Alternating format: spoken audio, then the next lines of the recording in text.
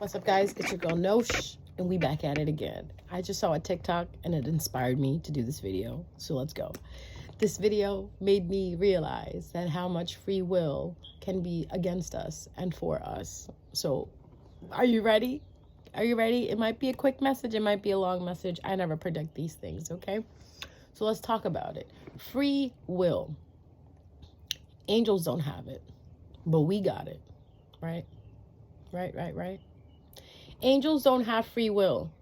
They must do what God commands them to do. They must do it, or they perish. They get blown into oblivion if they don't, or they get casted out of heaven, right? But here we are, humans. We have free will. When God created us, or first of all, if you don't believe in God, you need to get off this video. Get out. Just go find something else to do. Not that I'm against you or anything, but the things I'm going to talk about may make you cringe, may give you the ick because you don't believe in God. And as far as I know, I do.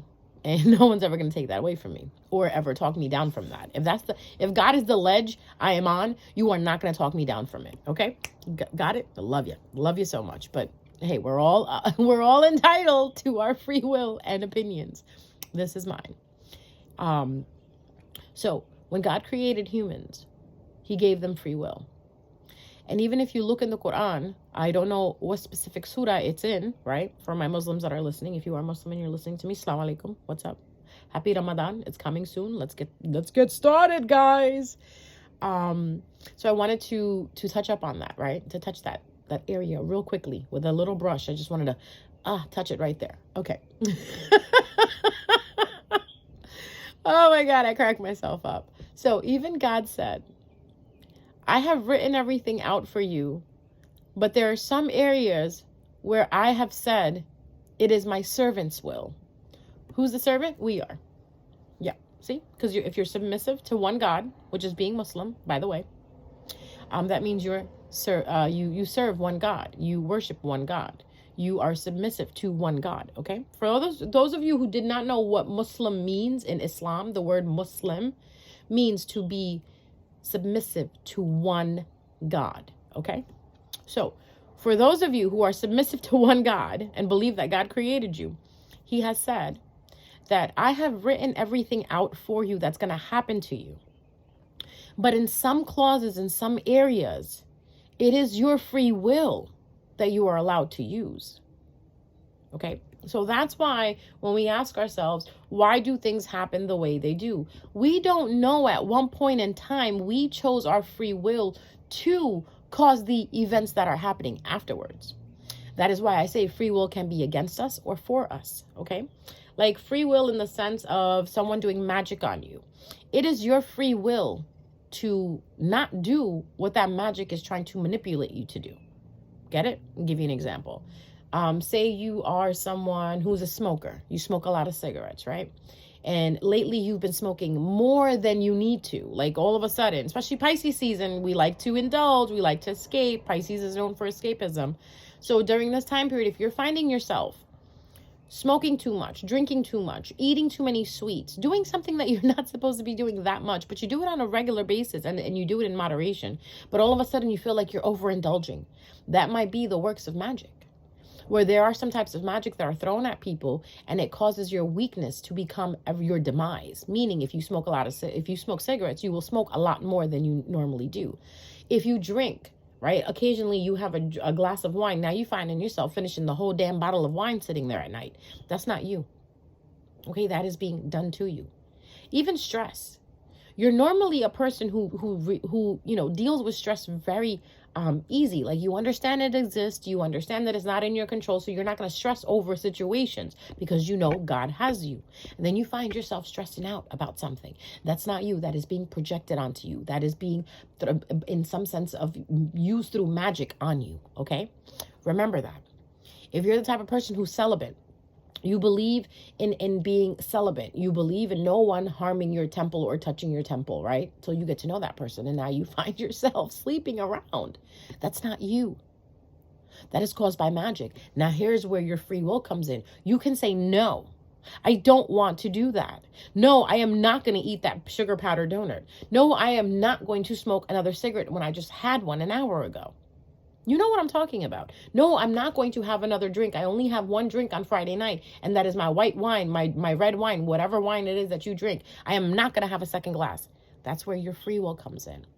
And a free will comes in over here too. Manifestation. Say you broke up with someone, right? You're done with them. You know in your heart of hearts that you don't like this person anymore. And then all of a sudden you're driving down the road and you're thinking about them. Yeah, that's not you, my brother, sister. That's that person projecting onto you, trying to manifest you. And here is your free will that comes in to save you. Because you could say, no, I don't want to think about this. I rebuke this thought right back to that person. Even jealousy, anger, resentment, guilt, shamefulness. Right?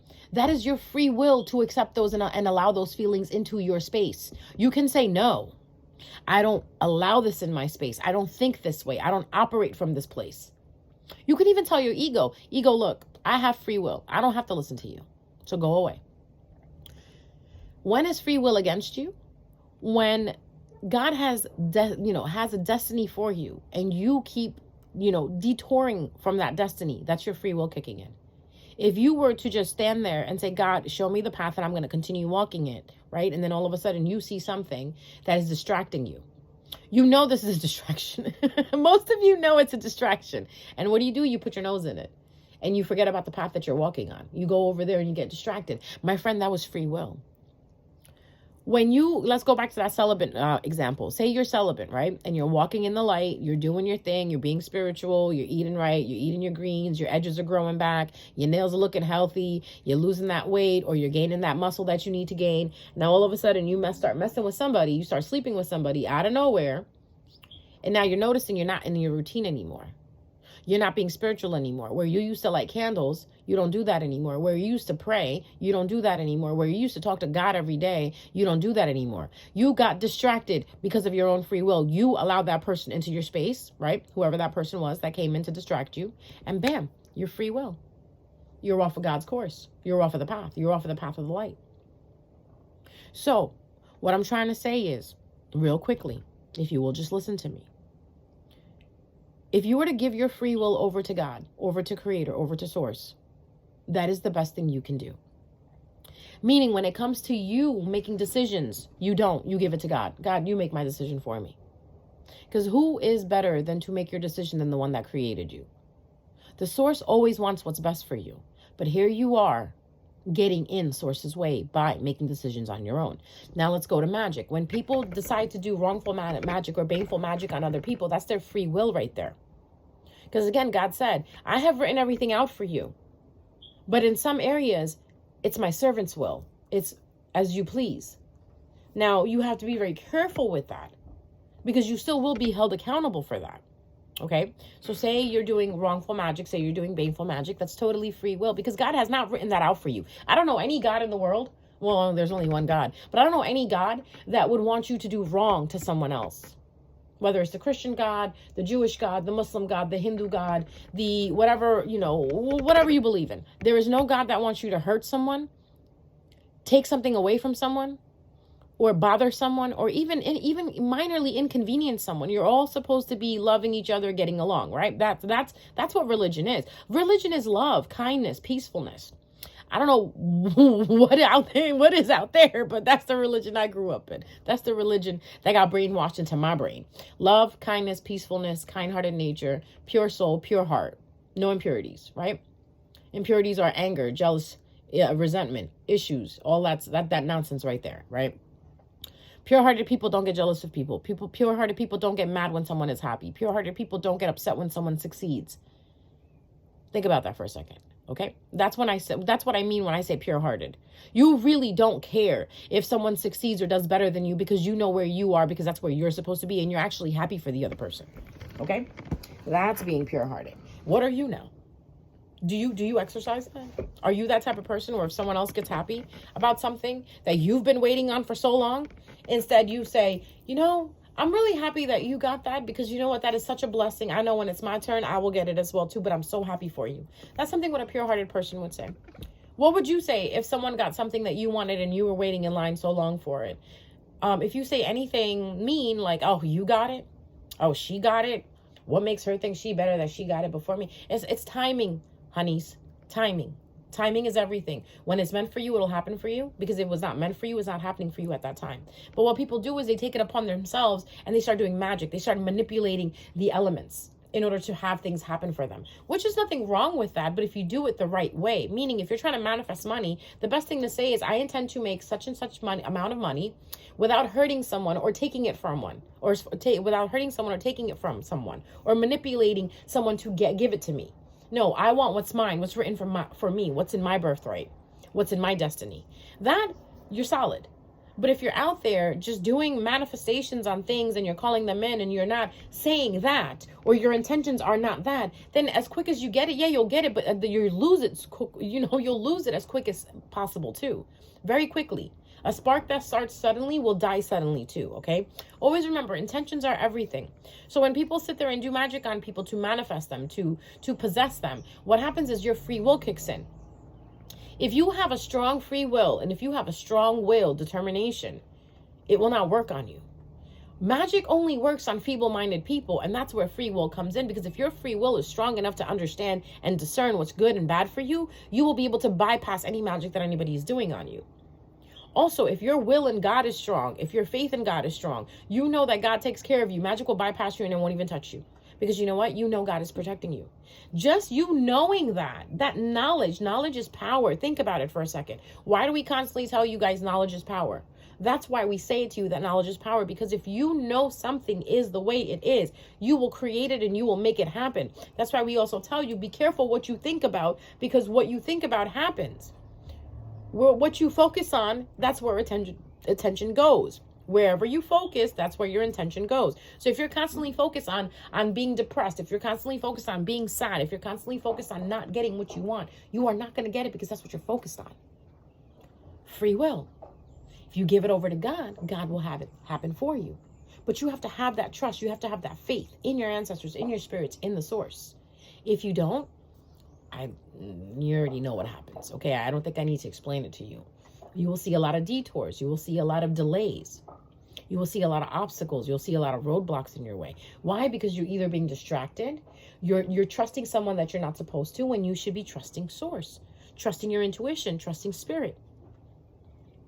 Okay? So overall, I'm going to sum this up as much as I can. Overall, what I'm trying to say is, use your free will with discernment. Yes, you do have free will. Yes, you are allowed to do what you want to do. And God is okay with it, because in some ways, shapes and forms, he said, I've written everything out for you, but in some places it's my servant's will. Meaning it's your will. It's your free will.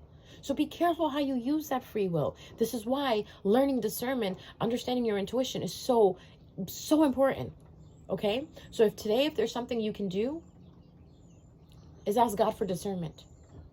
Ask source to make you so good in discernment that you could see it a mile away if something is not for you. So this way, even if you're operating from your free will, you're still operating in your free will in the light, where you'll cause the detours, the distractions to go away. You'll be able to tell a distraction. You'll be able to tell it's a detour. You'll be able to tell that this person is trying to keep you away from something that's good for you. Your discernment will kick in. And as your discernment kicks in, you will be able to make the proper choice. The choice that is aligned with God, the choice that is aligned with source, other than making a sour choice that is going to deter you from the source, that is going to deter you from your destiny, that is going to detour you from God. Okay? All right, guys, that's what I wanted to say. I hope you like it. I hope it helps. I love you guys. Mwah. See you around.